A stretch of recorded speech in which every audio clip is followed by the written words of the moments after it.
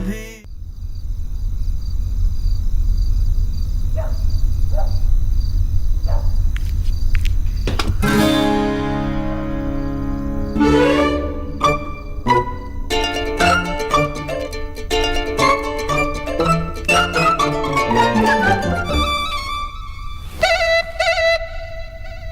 बाबा, आप अब तक सोए नहीं?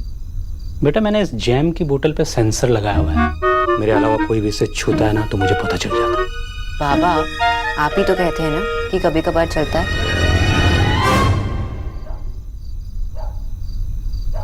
बेटा, मेरी ना एक कॉलेज टाइम में गर्लफ्रेंड थी। जब कभी मेरा उससे झगड़ा हो जाता था या मैं उससे नाराज हो जाता था ना, तो मैं ऐसे ही सबसे छुप कर अकेले में बैठ के जैम खाता था, तुम्हारी तरह। रियली बाबा? You are just like me, एकदम अमार मातो। बाबा की क्या? कौन है जिसकी वजह से हमारी जैम की बोतल पर हमला हुआ है? कोई नहीं है बाबा। बाबा, आप रोते हैं क्या? क्या आप रोते हैं? ऑफ कोर्स, कितनी बार तो देखा है तूने। जब कभी मोहन बगान की टीम जीतती है तो मैं रोता हूँ, और जब हारती है तो और जोर जोर से रोता हूँ। बाबा, नो जोक्स, मैं सीरियसली पूछ रही हूँ। खुशी में रोना नहीं, एक्चुअल में रोना, सचमुच में रोना। हम लड़कियां तो हर बात पर रो देती है, पर क्या आदमी भी हम लड़कियों की तरह? वाटर? सुनो बेटा, हम आदमी है, बंदर तो है नहीं। दुख होगा तो आंसू तो निकलेंगे ना बेटा। सत्ती सत्ती बेटा, ये तो हमारी सोसाइटी ने हमारे लिए, मतलब आदमी और औरत के लिए अलग अलग रोल बनाए हुए। अब आदमी है तो उसे स्ट्रांग लगना ही लगना है। मुसीबत से उसे कोई फर्क नहीं पड़ता कि वो सब कुछ झेल सकता है। और औरत है तो उसे तो आदमी के सहारे की जरूरत पड़नी ही पड़नी। लेकिन बेटा, इसी सोसाइटी के अंदर ऐसे लोग भी हैं जो इन रूल्स को ब्रेक करते हैं। अब देखना तो कितनी स्ट्रांग है। तूने अकेले हम सब की परेशानियां उठाई हुई, और एक तेरा दादा, वो इतना बड़ा इडियट है कि वो 1 किलो आलू नहीं उठा सकता। बेटा, पॉइंट ये है कि आदमी हो या औरत, टूट के बिखरने का हक सबको है। जिंदगी बेटा जब टू मच हो जाती है ना, तो फिर जेंडर कुछ काम नहीं आता, रोना तो पड़ता ही है। अब बता, किसी ने कुछ कहा क्या? नहीं बाबा, मिस्टर दीक्षित ने कुछ नहीं कहा। मिस्टर दीक्षित का तो मैंने नाम ही नहीं लिया। I mean, किसी ने कुछ नहीं कहा बाबा।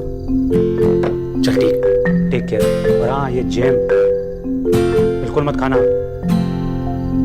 Good night. Good night.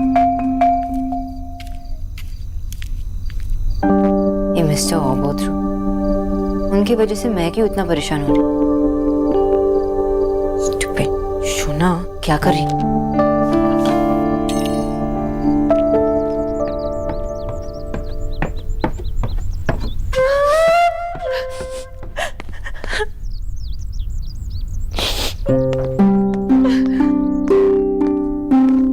Mummy जी, संभालिए अपने आप को। मैं जानता हूँ जो कुछ भी हुआ बहुत बुरा हुआ, लेकिन रोने से कुछ नहीं होगा। बेटा, अब मुझे शौक थोड़ा ही ना है रोने का। मैं जानबूझकर नहीं रो रही हूँ। आंसू हैं, बहे जा रहे हैं, रुक ही नहीं रहे, तो क्या करूँ?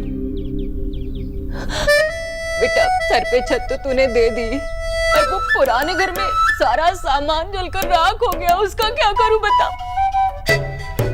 गरीब की बेटी से सब लेते ही लेते हैं, देता कोई नहीं। आप परेशान मत होइए। एक काम कीजिए, एक लिस्ट बना लीजिए, जो भी आपको चाहिए मैं ला दूंगा। बेटा, लिस्ट तो मैंने पहले से ही बना रखी है।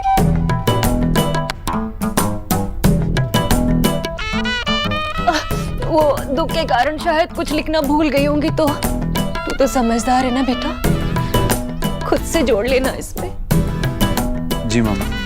बेटा, एक तेरा ही सहारा है देव। बेटा, मैं जानती हूँ ईश्वरी जी का जो मान तेरे दिल में है ना, वही मान मेरे लिए भी है ना? अरे हाँ, वो आज तो तेरे नए फोन का लंच है ना? लंच नहीं, लॉन्च। हाँ हाँ, वो दोपहर में था ना, मुझे लगा लंच होगा। अच्छा रुक, शुभ काम के लिए जा रहा है ना, तो मामी के हाथ से दही शक्कर खा के जा। हाँ? सॉरी मामी, लेकिन मैं सिर्फ माँ के हाथ से दही शक्कर खाता हूँ। सॉरी।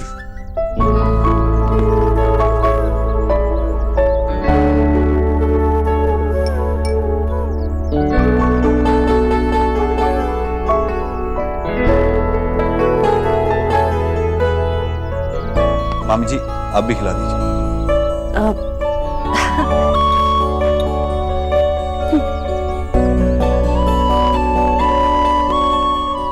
कामयाब हो बेटा।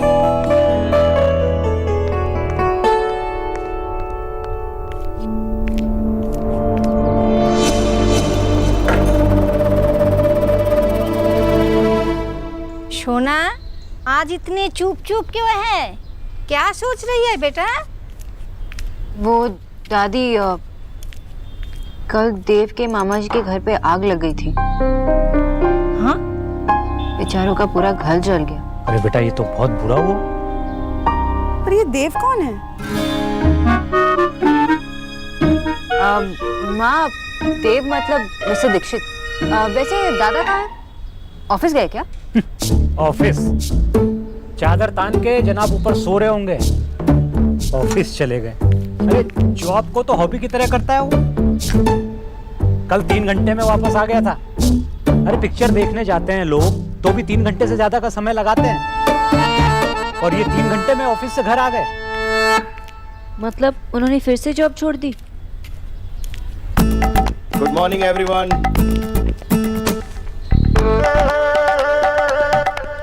Good morning. Good morning. Sona, मैं देर से सोना छोड़ दूंगा, खाना छोड़ दूंगा, पीना छोड़ दूंगा, मुझे मेट्रो स्टेशन भी छोड़ दूंगा, पर जॉब नहीं छोड़ूंगा। और वैसे भी कल 3 घंटे में इसलिए आ गया था क्योंकि मेरा सेल्स टारगेट पूरा हो गया था। वाओ दादा, नॉट बैड। ये है तेरे दादा का जलवा।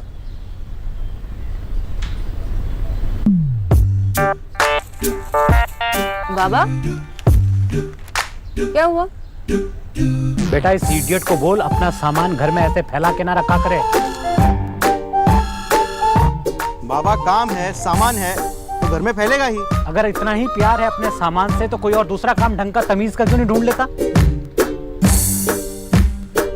बाबा ये तमीज का ही काम है, और जब भी हमें सेल्स की ट्रेनिंग दी जाती है तभी हमें पोलाइट रहना सिखाया जाता है। मैं दिखाता हूँ आपको। मान लीजिए कि आप इस सामान के सेल्समैन हैं और मैं आपके पास सामान खरीदने आता हूँ। I mean, सामान खरीदने आती हूँ। तो बताइए आपके पास। Shut up, idiot! मैं तेरा ये सामान बेचूंगा? इसमें खराबी क्या है बाबा? मेरे पास बहुत सारी वैरायटी भी है। ये दिखाता हूँ आपको अभी। मुझे नहीं देखना। और बाबा, दादी,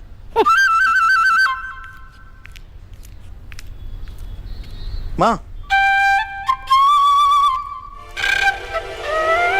सुना, मैं कह रहा था कि तू। Hello. Good morning Sonakshi. Good morning sir. अच्छा सुनो, मिस्टर देव दीक्षित की मदर की कुछ रिपोर्ट्स आई हैं, मैंने उनके ऑफिस में भिजवा दिया है। तुम उन रिपोर्ट्स को कलेक्ट कर सकते हो, ओके? Sure sir. जी। दादा, मुझे बाहर जाना है, एंड ऑल द बेस्ट।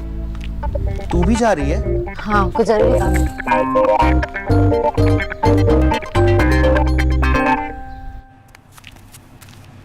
है ना डॉक्टर बोस? जैसे आपकी हॉबीज होंगी।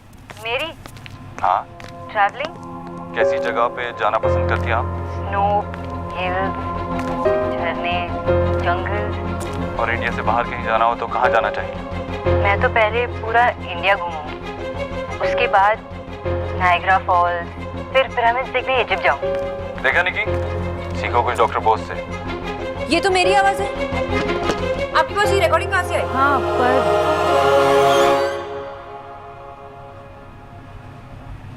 ये सारी बातें तो मैंने मिस्टर दीक्षित से की थी। उन्होंने ये सब रिकॉर्ड करके आपको भेजा। क्यों?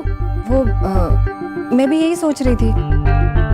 वो क्या है ना, सर अपने सारी मीटिंग्स की रिकॉर्डिंग्स रखते हैं, तो शायद जब आपसे बात हुई हो तो वो रिकॉर्ड हो गई होगी। तो शायद उन्होंने अपने पॉकेट से फोन निकाला होगा, और शायद उन्होंने रिकॉर्डिंग वाली ऐप खोली होगी, और शायद उन्होंने रिकॉर्डिंग बटन दबाया होगा, है ना? पहली बात तो मेरे कंसेंट के बिना वो रिकॉर्डिंग नहीं कर सकते, एंड सेकंड ये सब बातें मीटिंग में नहीं, उनके घर पे हुई थी। मुझे उनसे मिलना है अभी। सर ऑफिस में नहीं है, वो मीटिंग के लिए बाहर गए हैं।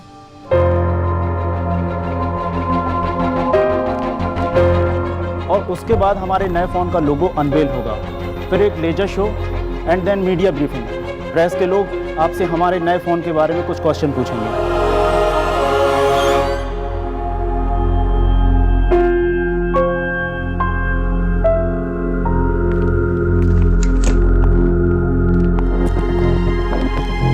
फाइन, अभी नहीं लेकिन बाद में, लेकिन आपको तो जवाब देना ही होगा mister Dixit. I will kill you. আমি আপনাকে হত্যাকারী দেব। आई थिंक हमें लेजर शो कैंसिल कर देना चाहिए। Let's concentrate on the product. Okay okay sir.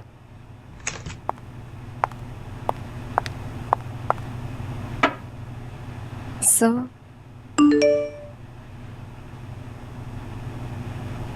इस बॉस मुझे मैसेज क्यों कर रही है? सर वो ऑफिस आई थी आपके मॉम की रिपोर्ट्स कलेक्ट करने के लिए, पर वो एक्चुअली मैं उनकी ऑडियो क्लिप सुन रही थी तो उन्होंने सब सुन लिया।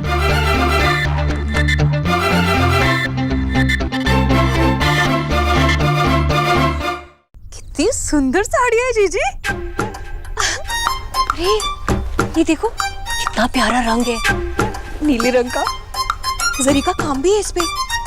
जीजी हम मैं रख लूं इसे? हाँ भाभी, जो पसंद आए रख लीजिए। जीजी आप इतना कह रही थी ना, इसीलिए मैंने ये साड़ियाँ रख ली, नहीं तो आप तो जानती है ना कि राधा रानी को लालच बिल्कुल भी नहीं है। हाँ हाँ भाभी। जीजी ये वाली जो है ना, ये मैं जगराते भी पहनूंगी। हाँ हाँ। हाय कितनी सुंदर है। आंटी जी मैं आज आपके लिए आंवले का जूस बना रही हूँ, थोड़ी खट्टी है, आप पियेंगी ना? हाँ क्यों नहीं पीऊंगी, पीऊंगी। ठीक है। जीजी शादी हो गई इसकी? नहीं। अरे किचन भैया, मैं तो किचन में ही आ रही थी। आपने आंवले धो के रखे, आंटी जी के लिए जूस बनाना है। जी। हाँ वैसे भी बंगालियों में देर से ही शादी होती है लड़की की। नहीं नहीं, उसके माँ बाप उसके लिए लड़का ढूंढ तो रहे हैं। अच्छा, वैसे तो ऊंट जैसी बड़ी हो गई है और अब तक लड़का नहीं मिला इसके माँ बाप को। हाय बेचारे कितने परेशान हो रहे होंगे, मोहल्ले वालों ने तो जीना हराम कर दिया होगा। इसके माँ बाप तो मुंह दिखाने लायक नहीं बचे होंगे कहीं पर।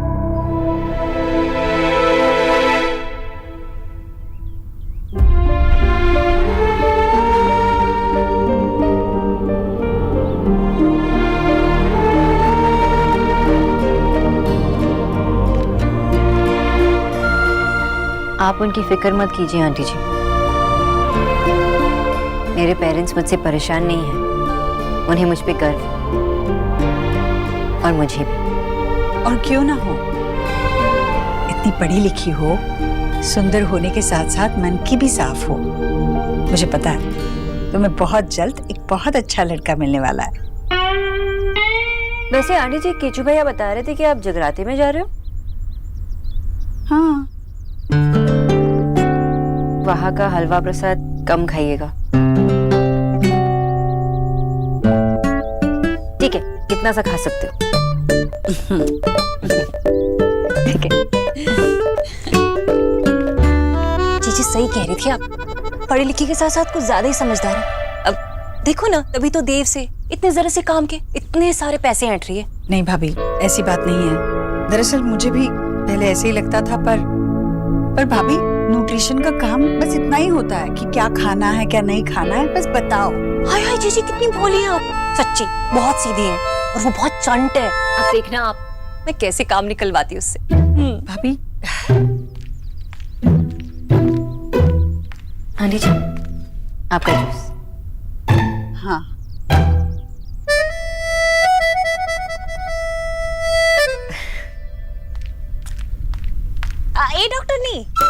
जी काम हो गया तुम्हारा? हाँ वैसे तो हो ही गया होगा, काम था ही कितना इतना सा। अच्छा सुनो, वो छत पे ना कपड़े सूख रहे हैं, तो उन्हें उतार के अच्छे से तह करके मेरे कमरे में रखवा देना।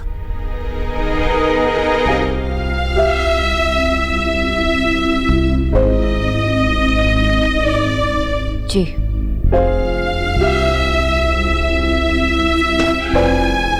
देखा, ऐसे निकलवाते हैं काम। भाभी, भाभी उसका ये काम नहीं है, फिर भी उसने आपको पलटकर जवाब नहीं दिया। देखा ना आपने कितनी अच्छी है वो। भैया, ये मनहूस से शकल वाले पपीते 40 रुपए किलो बेच रहे हो? हाँ जी वो। अरे पाप लगेगा तुम्हें, पाप। अरे एक काम करो, अच्छा थोड़ा सस्ता लगा लो, 2 किलो ले लूंगी। अच्छा ठीक है मैडम जी। अरे 30 रुपए दे देना। अंग्रेजी अखबार में लपेट कर देना, ठीक है? जी ठीक है। भैया माता रानी को चढ़ाने हैं, एक एक फ्रूट ना चुन कर रखवा देना, टोकरी में रख के गाड़ी में रखवा देना वहाँ। फोन पे तो बड़ी तीखी तलवार की तरह बात कर रही थी। हाँ भाग रही है। मेरे पैसे का क्या हुआ?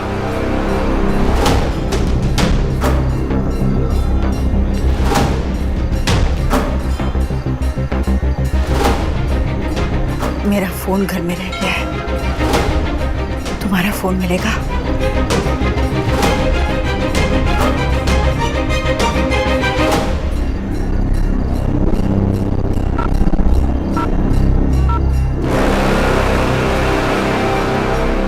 ये नंबर सही है, ज्यादा पढ़ी लिखी नहीं हूँ, पर इतनी बात तो समझती हूँ कि ये नंबर मिलाने से पुलिस आ जाती है। पुलिस चौकी यहाँ से 5 मिनट की दूरी पर है। पुलिस को फोन करके बोल दूंगी कि मैं देव दीक्षित की माँ बोल रही हूँ और ये गुंडा बदमाश मुझे परेशान कर रहा है, मुझसे जबरदस्ती पैसे ऐंठने की कोशिश कर रहा है। फिर पुलिस जो हाल करेगी वो खुद ही समझ जाओ। फोन छीनने की कोशिश भी मत करना, मैं शोर मचा दूंगी, भीड़ इकट्ठे हो जाएगी। दिल्ली की भीड़ को तो जानते हो ना, मारती पहले है पूछती बाद में। वक्त बदल गया है खत्री, पर ईश्वरी नहीं बदली। आज भी वो 15 साल पुरानी ईश्वरी हूँ। 15 साल पहले मैंने अपने आप को, अपने बच्चों को तुझसे बचा कर रखा था और आज भी बचा सकती हूँ।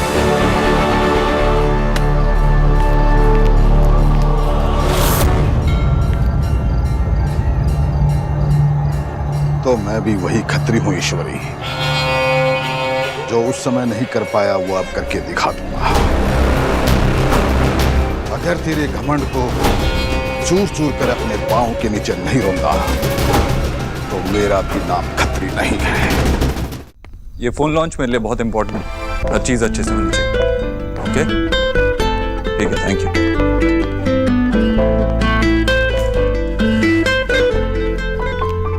भैया जी। जी भैया, सब कहाँ हैं? माँ जी और मामी जी रिया निक्की बेबी के साथ जगराते पे गई हैं और नेहा दीदी अभी तक अंग्रेजी क्लास से लौटी नहीं। और मिस बोस, वो तो अभी तक जा चुकी होंगी ना? नहीं, वो घर पर ही हैं। वो कह रही थी कि जैसे ही आप आए मैं उन्हें बता दूं, मैं उन्हें भेजता हूँ। नहीं, एक काम कीजिए, आप उन्हें कुछ मत कहिए, और वो मेरे बारे में पूछे तो कहना कि मैं बिजी हूँ, आज बात नहीं कर पाऊंगा। जी। मिस्टर दीक्षित, मैं आपसे आज ही मिलूंगी।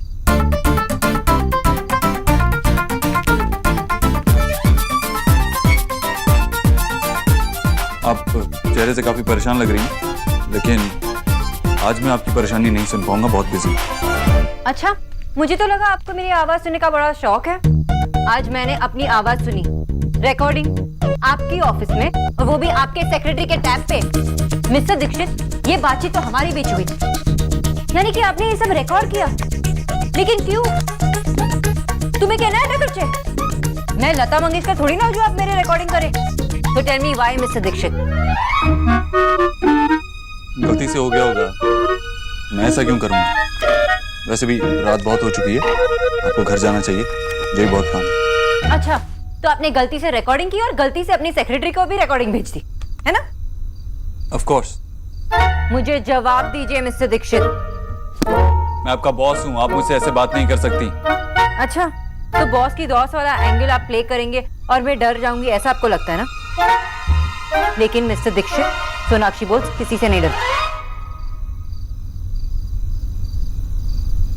सिर्फ अंधेरे से। कुछ कहा आपने? कीचू ना, मैं बस यही पूछ रही थी कि आप